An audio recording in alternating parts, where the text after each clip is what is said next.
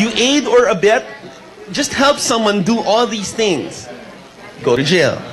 Like liking or retweeting? Liking or retweeting. Right. You go to jail for retweeting yes. or liking. Yes. Oh, shoot. Right. And we're not even at the libel provision yet, which has got everybody in a tizzy.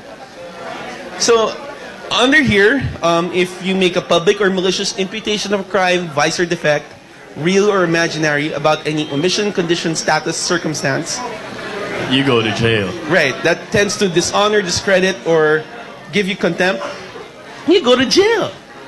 You talk bad about a dead person, you go to jail. And under the old law, you go to jail for less than 6 years, like 2 to 4 years. Under this law, you can get potentially a maximum of 17 years in jail just for bad-mouthing somebody. Now, it doesn't matter who that somebody is. That somebody can be some high official in government. It can be some guy who's wronged you. It can be a telco that doesn't give you service. Right? You're on 3G and suddenly you drop to Edge and you say, oh my God, you suck. You go to jail for 17 years. Ah, so nobody can complain about faulty network connections anymore. Ooh. Right. You say, Globe, Smart, Sun, you guys, you don't live up to your standards that the law says you have to. You go to jail. Okay. So what's left? What else? What are we reduced to? We're reduced to saying, oh hi, the weather's so great. Look at my food. Click. That's it. That's all we're left with. For crying out loud. What else? That's not all.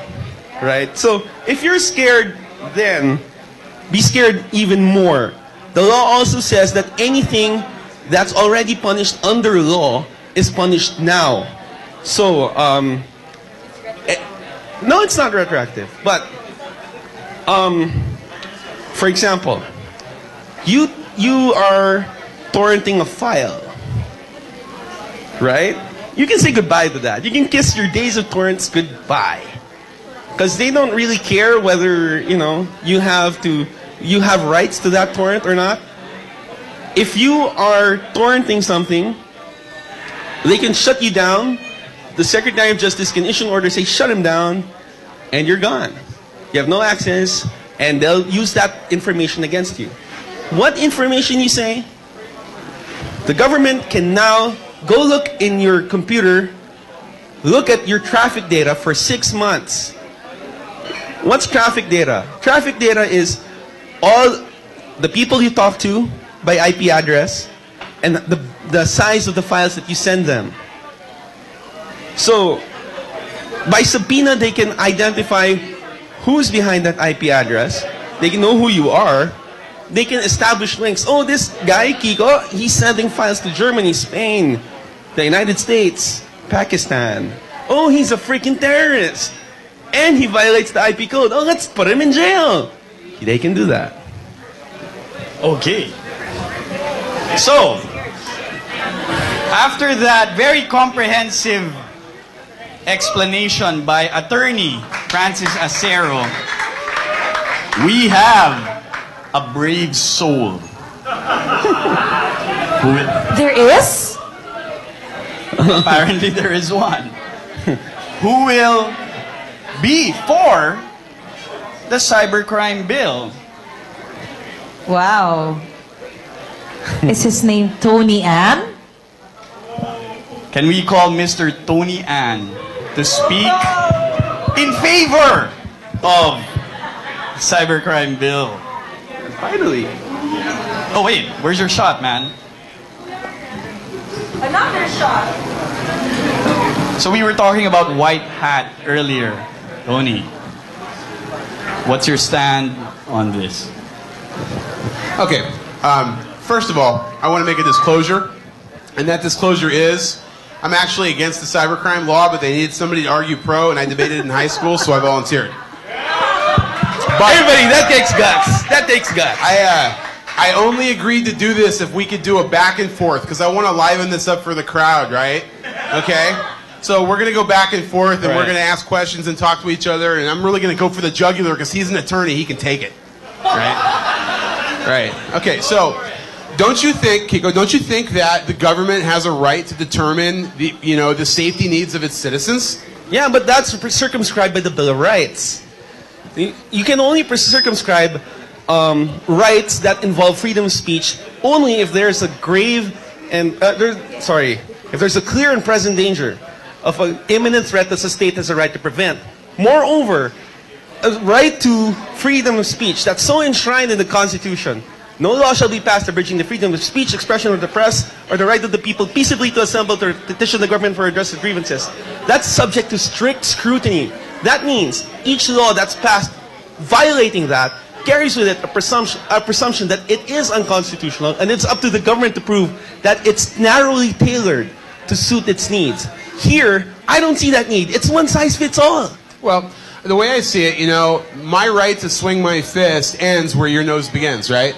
And right. I don't have the right to yell fire in a theater, right, and get people killed. So the freedom of speech is abridged in places, and when the state sees a reason to abridge that right to protect the citizens, that's part of the state's job. Is there a nose being broken? Is there a face where that... There is a reputation being damaged. There are horny people that want to have cyber sex that shouldn't be having cyber sex because the state has a right to determine the morals of its people. Here, here! Hell no!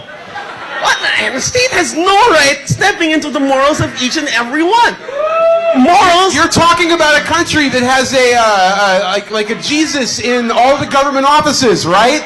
Right. So effing what? So what? Morals have no place in a in civil life. Morals depend on He just said that morals have no place in civil life. Did you all get that? Morals We should all be immoral. The law has no place discussing what's moral and what's not immoral. And what's immoral. The law is amoral. Is it? Yes. Doesn't the law exist? I mean, don't we have like a set of, doesn't the law come from what we think is right and what is wrong? Isn't right and wrong ethics, morals? I mean... Ethics is not morals. Okay. Ethics is a set of conduct that we say is right and say is wrong. Morals are different. Morals are... Okay. So let's talk about ethics. It's wrong to have cyber sex because it's dirty and perverted. No. Well... No, there is something called a right of access. That is granted to... The right of access to my penis on the internet? Yeah. Between married individuals. That's a right. That's a demandable right. Now, you step in between that right, you destroy the family. Lots more... Wait. How does banning cyber sex destroy families? Because there's no delineation here between indecent and obscene speech. Okay. Hey, Ricky, we could probably do this all night, so at one point you might want to jump in. That's why we will have to cut you at this point. You can continue the conversation in the bar You guys while can get a room and, chugging down some Don Papa rum. But thank you, gentlemen, But this is for that heated discussion on cyber sex. Thank you, Mr. Tony Ann. Thank you, Attorney Francis Acero. Thanks, Kiko and Tony. All right, we have our next topic. This is the last topic, right? No, Oh, no. second to the last. Second to last. Okay. Well, this isn't exactly a digital topic, but it's another topic that has been polarizing. The nation. Yes, the nation. Tama. Okay. And what is this topic? Oh dear. Once and for all, is the community for or against the reproductive health bill?